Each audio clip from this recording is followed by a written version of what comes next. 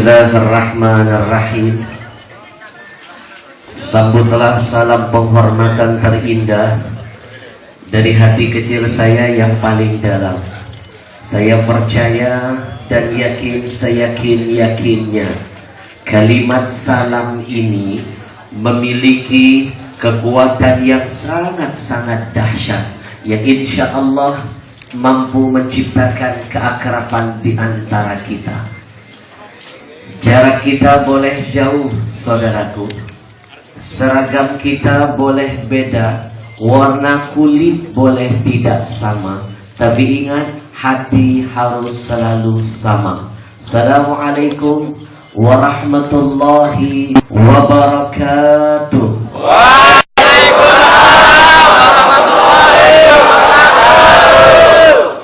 Anyong hasil. Baru belajar. Tidak ada kata-kata yang indah melainkan lidah ini selalu memuji Allah.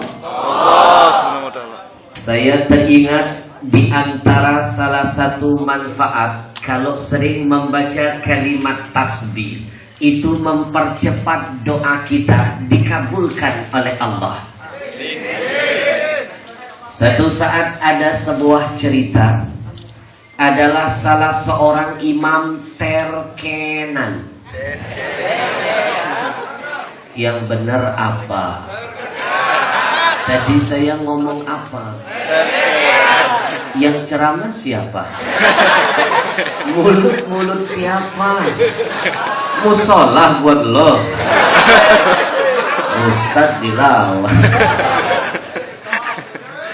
Dahulu ada salah seorang imam terkenal, namanya Imam Ahmad bin Hanbal, ulama yang masyhur di zamannya. Satu saat ketika Allah takdirkan beliau meninggalkan kampung halamannya, hendak menuju ke satu kota yang jauh. Belum nyampe ke kota tujuan, baru setengah perjalanan, Imam Ahmad diletihkan oleh Allah.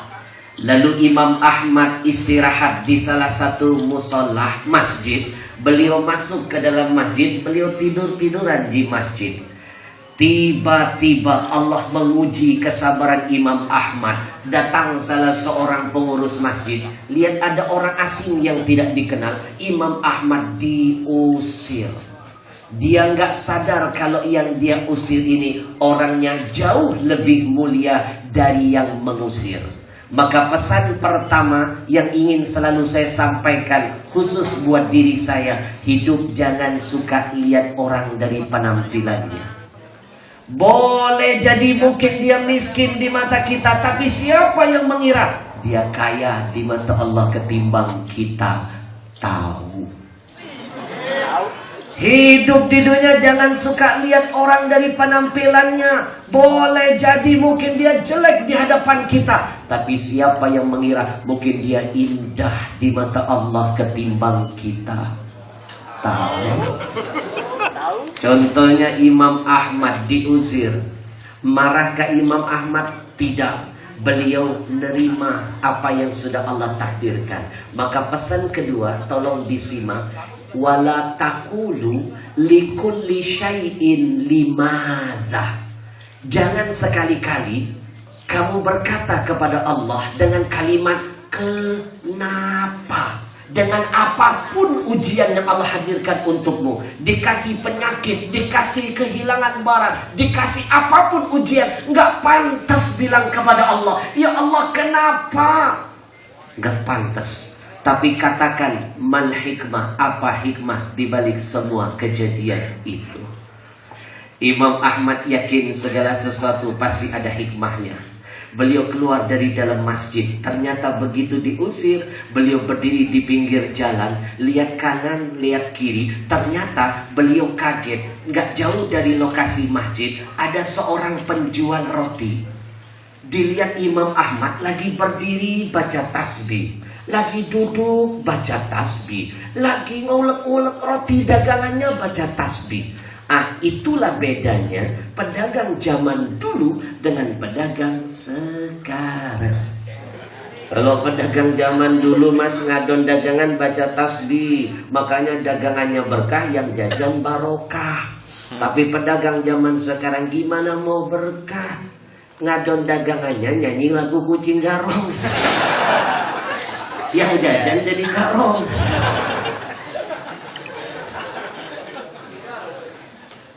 Imam Ahmad kagum lihat pedagang ini, lalu beliau mendekat seraya bertanya, "Hei pedagang roti, dari tadi saya lihat bibirmu tidak berhenti membaca kalimat tasbih. Udah berapa lama kamu mengamalkan kalimat yang dahsyat ini?"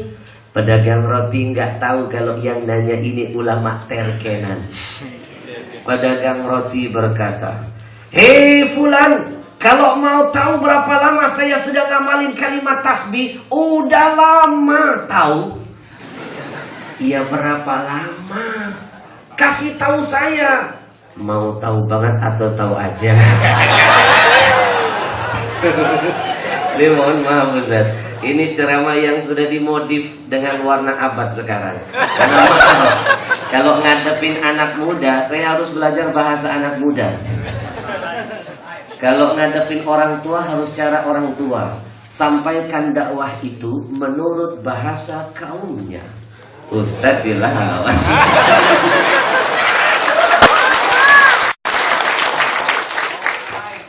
"Hei fulan, kalau kamu mau tahu berapa lama saya sudah mengamalkan kalimat tasbih ini, udah puluhan tahun tahu."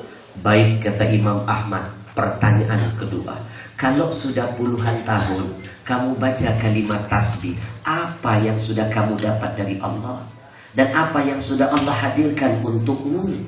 Pedagang roti tadi tersenyum lalu berkata, "Kalau mau tahu apa yang sudah Allah berikan kepadaku dan apa yang sudah aku dapat dari Allah berkalimat tasbih, alhamdulillah, alhamdulillah. Dari 100% doa saya kepada Allah, 100% doa saya, 99% sudah Allah kabulkan. Cuma tinggal satu.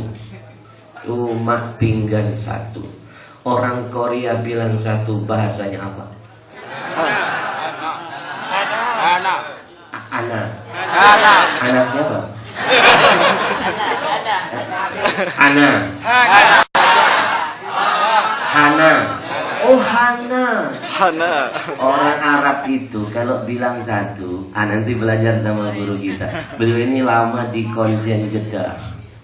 Bahasa Arabnya Masya Allah. Malu kalau orang Islam gak bisa bahasa Arab. Saya itu malu banget mas, malu banget. Pernah ketemu pendeta di Jakarta, satu pesawat sudah pintar ngomong bahasa Arab. Pendeta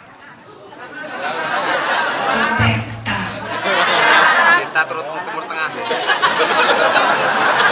Ini yang cerita siapa? Kok lebih tahu sampai? Saya naik pesawat mau terbang ke satu daerah dari Jakarta. Tiba-tiba di samping saya ada orang yang gak pakaian aksesoris Islam menegur saya dengan bahasa Arab Mekah. Dia bilang saya, "Ismatmin." "Hah? Ismatmin? Namamu siapa?" "Ini bahasa Arab Mekah. Saya bisa tahu bahasa ini karena guru saya orang Mekah. Kalau orang kita pasaran nanya siapa namamu, Mas Muka, udah basi." Orang Arab nggak nanya begitu, Mas Muka. Udah cepet, Ismatmin, mana Ismat? Udah pakai gituan. Begitu dia nanya nama saya Ismatmin, saya baik nanya nama sampean dulu siapa. Dia sebutkan namanya, saya merasa asing dengan namanya, lalu saya balik nanya, "Ya Syekh, sami'na kalamak ajabna jam." Jujur, saya dengar bahasamu, saya kaget. "Dari pondok mana sih?" Dia bilang, "Lastu min ma'had, walastu minal madrasah." Saya bukan dari pesantren, bukan dari sekolah agama. Kenalkan, saya pendeta. Saya kayak kebakaran jenggot. Lalu dia bilang ke saya, "Jangan kaget. Kalau kamu pergi ke Amerika, udah banyak pendeta kami di sana yang belajar bahasa Arab. Diam-diam mereka belajar bahasa kita. Jadi malu kalau kita nggak mau belajar bahasa mereka." Betul? Malu, pendeta udah pintar bahasa Arab. Saya juga pernah nangis malu lihat anak kecil fasih banget ngomong Arab.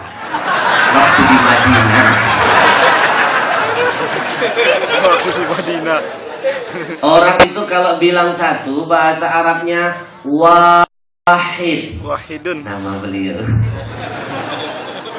Orang Barat kalau bilang satu, bahasa Inggrisnya. Memang saya nggak bisa. Ya sudah. Orang sini Hana. Hana ya. Kita bagi bahasa sini. Apa kata pedagang roti? Hei fulan, kalau mau tahu apa yang sudah saya dapatkan dari Allah, alhamdulillah, berkat tasbih 100% doa saya kepada Allah itu 99,9% sudah Allah kabulkan. Cuma tinggal Hana. Maksudnya tinggal satu. Imam Ahmad penasaran, nanya lagi, maaf mas, yang satu itu doamu yang belum dikabulkan Allah opo mas? Kasih tahu saya mas. Kata pedagang roti nangis. 99% sudah dikabulkan, tapi cuma tinggal satu. Iya mas, yang satu itu apa? Dari 100% doa saya kepada Allah, 99 sudah dikabulkan, tapi cuma tinggal satu. Saya sudah baca tasbih udah lama. Mas, yang satu itu apa mas? Kasih tahu saya, siapa tahu saya dapat ilmu dari sampean mas. Karena dipaksa begitu, akhirnya dikasih tahu sama pedagang roti. Apa kata pedagang roti? 100% doa saya kepada Allah. 99 udah dikasih, cuma tinggal satu. Hana. Biarin mereka penasaran. Saya belajar dari teman saya, sutradara sinetron. Itu dia bilang, Ustaz, tahu nggak salah satu teknik kenapa sinetron itu ratingnya tinggi? Itu karena kecerdikan sutradara bikin penonton penasaran. Lagi enak-enaknya bersambung. Haji Muhyiddin mau berantem sama Mama Eno bersambung. Apa nggak jadi kepikiran? Akhirnya apa? Kita lingkarin kalender. Ini tanggal sekian jangan kelewatan nih. Sholat gak khusyuk, ingat Haji Muhyiddin. Makan gak kenyang. Akhirnya kita tungguin, gak mau kelewatan, gak mau telat. Dan saya kepengen dakwah juga punya strategi begitu. Biarin orang penasaran. Nanti bulan depan ngajak ditungguin. Cuma tinggal satu. Yang satu itu apa mas? Akhirnya karena dipaksa baru dikasih tahu. Kata pedagang roti, dari dulu saya baca tasbih, yang 99 udah dikasih, cuma tinggal satu. Yang satu itu apa? Saya itu punya satu keinginan. Dari dulu saya kepengen bisa memandang, bisa melihat, bila perlu mencium dan memeluk seorang ulama terkenal abad ini. Kalau tidak salah, nama dia itu Ahmad bin Hambal. Tapi kok nggak bisa saya ketemu dia? Padahal saya kepengen banget. Mendengar itu Imam Ahmad langsung gemetar badannya, air matanya bercucuran. Maaf, tidak semua orang nangis itu karena sedih. Ada tangisan itu karena terharu mas. Imam Ahmad terharu lihat ada orang pengen ketemu dia. Puluhan tahun baca kalimat tasbih, Imam Ahmad langsung berkata dalam hatinya, ya Allah, ini hikmahnya. Kalau enggak karena orang tadi Allah hadirkan mengusir saya enggak ketemu ada orang yang sebenarnya mengharapkan pertemuan dengan saya. Imam Ahmad langsung berkata, hei fulan, tadi kamu bilang kepengen ketemu Imam Ahmad bin Hambal kan? Iya mas. Ulama yang hafal hadis itu kan? Ulama yang masyhur itu? Sekarang selamat mas, orang itu sudah Allah dekatkan dengan dirimu, sangat dekat dengan dirimu. Yang mana mas? Door prize.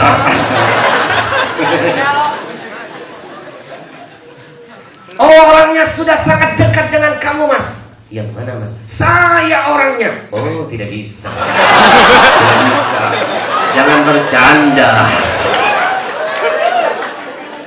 Saya orangnya mas. Kalau nggak percaya tanya. Oh hukum apapun saya kasih jawabannya. Terus gue harus bilang wow gitu.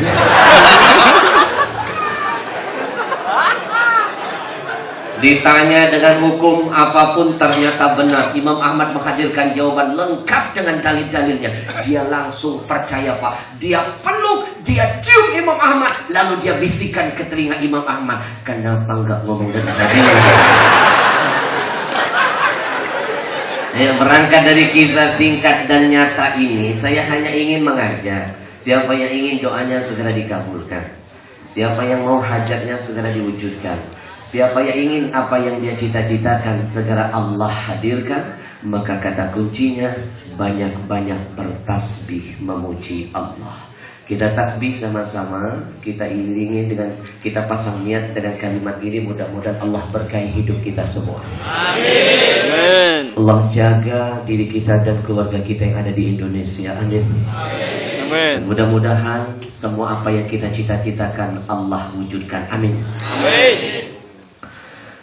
Subhanallah walhamdulillah wa la ilaha illallah wallahu akbar wa la hawla wa la quwwata illa billahil aliyyil azim. Subhanallah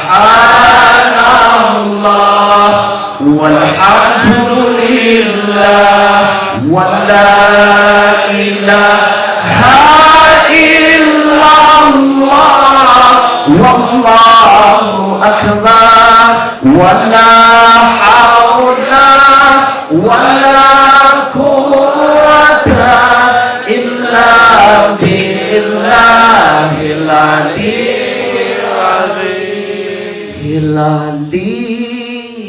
azim. Saudaraku, untuk yang kesekian kali saya ingin mengingatkan diri saya bahwa tidak akan pernah sempurna. Sekali lagi tidak sempurna. Kalau kita hanya memuji Allah, tapi kita belum memuji orang yang sudah dipuji oleh Allah, siapa lagi kalau bukan Nabi kita Muhammad sallallahu alaihi wasallam. Saudaraku, rasa-rasanya tidak indah kalau kita hanya memuliakan Allah, tapi kita belum memuliakan orang yang sudah dimuliakan Allah. Siapa lagi kalau bukan Nabi kita Muhammad sallallahu alaihi wasallam. Saudaraku, rasa-rasanya tidak lengkap kalau kita hanya menyebut kata Allah, Allah, Allah, tapi kita belum bersalawat kepada orang yang Allah pun Tuhan kita yang menciptakan kita. Allah saja bersalawat untuk Nabi. Maaf, coba lihat Nabi Adam sampai Nabi Isa. Kalau dipanggil nama mereka semua, jawabannya hanya alaihi salam saja. Betul? Nabi Allah Adam, Nabi Allah Ibrahim, Nabi Allah Ismail, sampai Nabi Isa, semua sama alaihi salam. Cuma satu makhluk di dunia ini ketika disebutkan namanya, jawabannya paling indah, paling beda, paling istimewa. Sallallahu alaihi wasallam. Allah dan para malaikat saja semua bersalawat untuk Nabi. Mana buktinya? Simak firman Allah yang satu ini. Inna Allaha wa malaikatahu yusalluna 'alan nabi. Ya ayyuhalladzina amanu